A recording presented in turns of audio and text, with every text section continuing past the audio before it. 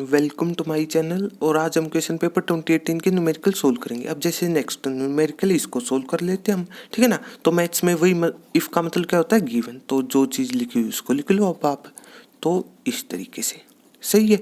अब dy by d x निकालना है तो डायरेक्ट ही कैलकुलेशन होगी इस टाइप के न्यूमेरिकल में, और कुछ भी नहीं। तो डायरेक्ट ही कर दो आप। तो क्या करो, differentiation with respect to x. X क्यों, इस वजह से यहाँ पर एक्स है, ठीक है ना। तो डायरेक्ट मतलब कैलकुलेशन है और कुछ भी नहीं। तो सबसे पहले यहाँ पर होगी, तो यहाँ पर सबसे पहले पावर रूल अप्लाई होगा डिफरेंशिएशन का। क्या बताता पावर रूल, कि पावर आगे जैसे पावर है 2 तो 2 आगे, फिर पावर में से कम मतलब बेस एज इट इज। तो इस पावर 2 का ये पूरा बेस है, सही है। तो पावर में से कम 2 - 1 या फिर सिंपली 1 लिखो। तो इस तरीके से इनटू में बेस का होगा। ये नहीं बताता आपको कि डिफरेंशिएशन सबसे पहले पावर का, इनटू में बेस का, इनटू में एंगल का। तो इस तरीके से, और जब तक डिफरेंशिएशन ना हो मल्टीप्लाई में लिखते चले जाओ आप।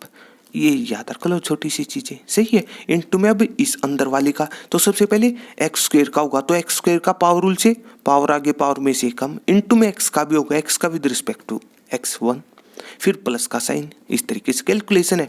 वाई स्क्वायर का पावर आगे पावर रूल सबसे पहले, पावर रूल पावर में से कम, इनटू में फिर y का होगा, और y का विद रिस्पेक्ट टू x, ये है अंतर।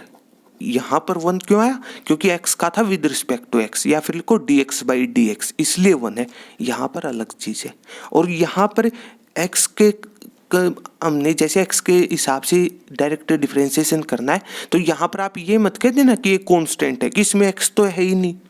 ये बता था आपको x और y दोनों वेरिएबल हैं, इस वजह से y का भी होगा डिफरेंशिएशन। कांस्टेंट का 0 होता है, आपकी बात में दम है, लेकिन y यहाँ पर वेरिएबल का काम कर रहा है। ये बात कैसे पता चली, यहाँ से सिंपली कह दिया करो। तो इस तरीके से, ठीक है ना। या फिर याद रख लो +1 और +2 क्लास में तो x और y वेरिएबल ही रहेंगी, बात खत्म। हर किसी भी कंसेप्ट में चेक कर लेना आप ये बात, सही है। तो इस तरीके से अब इसके बाद, ठीक है ना, ये इसका हो चुका है मतलब लेफ्ट हैंड साइड का।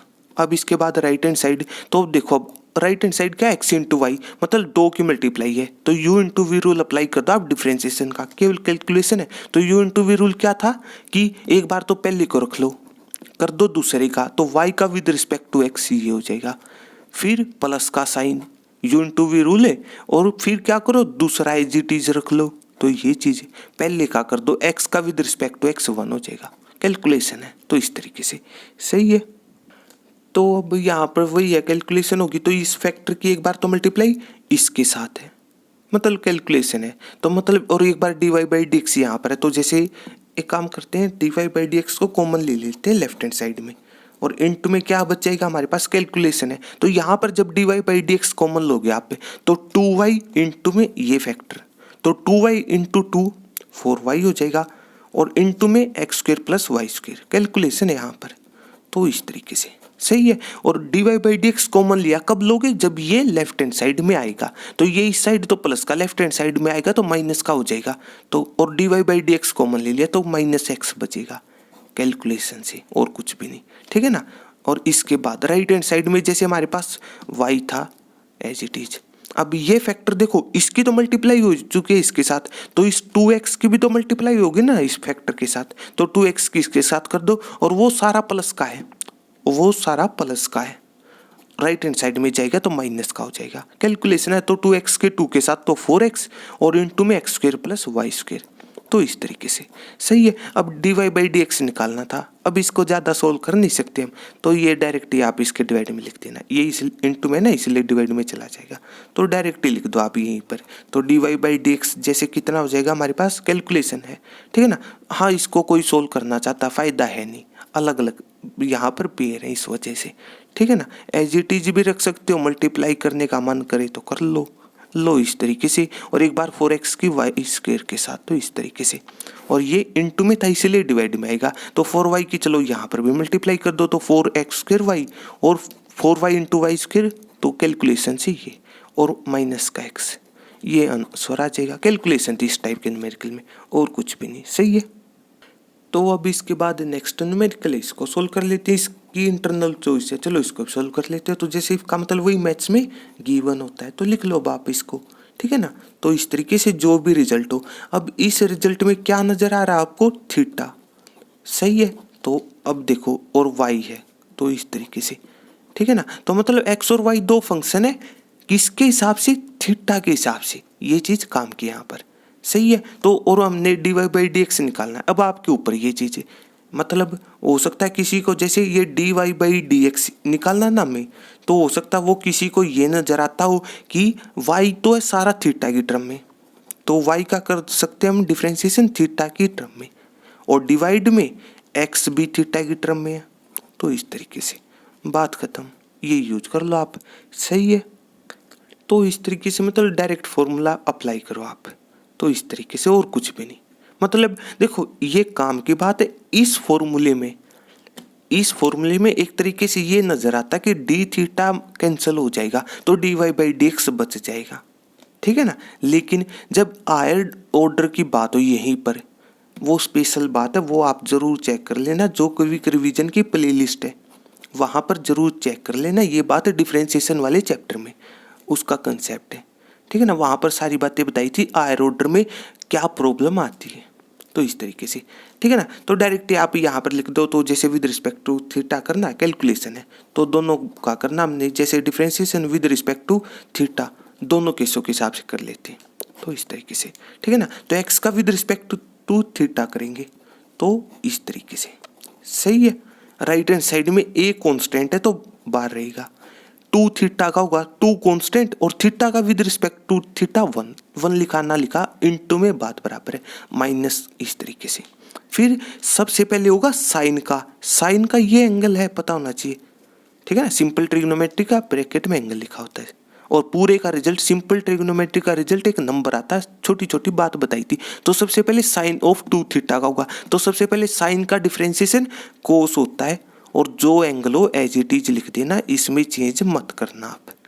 इनटू में एंगल का होगा, अभी लास्ट जैसे इसकी जो इंटरनल जो चॉइस का हो आप, या फिर लास्ट न्यूमेरिकल बता नहीं था, सबसे पहले पावर का, फिर बेस का, और फिर एंगल का, ये बात अप्लाई हो जाएगी। तो टू थीटा का होगा, तो two theta with respect to theta, two constant, theta with respect to theta one लिखा ना लिखा एक चीज है, कैलकुलेशन है, तो इस तरीके से।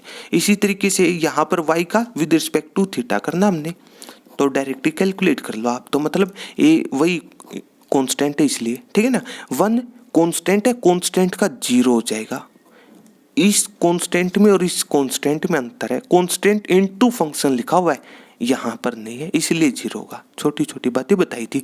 और यहाँ पर सबसे पहले कोस का होगा, तो कोस का डिफरेंशिएशन क्या था, माइनस ऑफ साइन, तो माइनस एक था, दूसरा फॉर्मूले वाला, इस बात का ये मतलब है डिफरेंशिएशन ऑफ कोस एक्स से कितना था, माइनस साइन एक्स से, और इनटू में वन काम का है, एक्स का भी होता है, मतलब एंगल का, ठीक है ना। तो सबसे पहले तो इस साइन के साथ तो एंगल एज इट इज रहेगा, इसके बाद होगा एंगल का, तो एंगल का टू थीटा, तो two theta with respect to theta, calculation से टू लो, कैलकुलेशन है और कुछ भी नहीं, ठीक है ना। तो लिख दो अब आप इसको, तो d y by d theta ये आया, तो ए इंटू में, ठीक है ना, जीरो लिखे ना लिखे एक चीज है, जीरो इंटू में, तो इस टू की कलाकारी मत कर देना आप कि टू की मल्टीप्लाई कर दी, टू बार है, तो इस तरीके से ये सिंपल ट्रिग्नोमेट्री का एंगल है, और ये टू अलग चीज है, तो ये पता होना चाहिए हमें।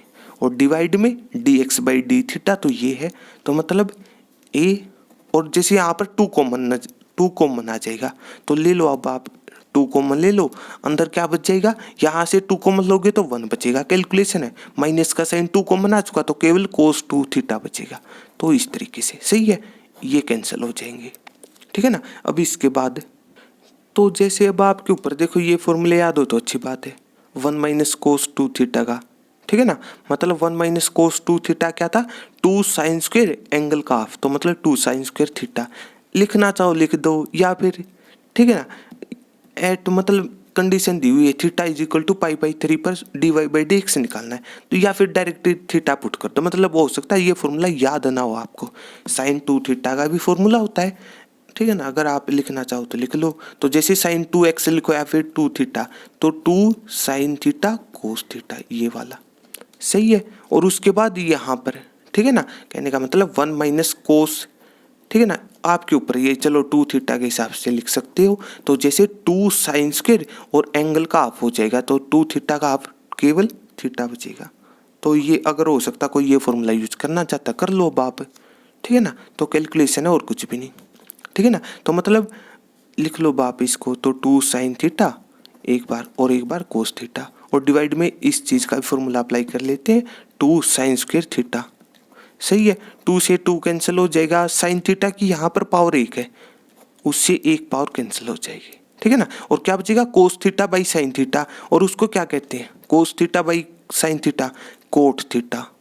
और ये चीज़ कब अप्लाई कर सकते हो, जब एंगल बराबर हो। कोस बाई साइन का नाम कोट तो होता है, लेकिन एंगल बराबर होने चाहिए।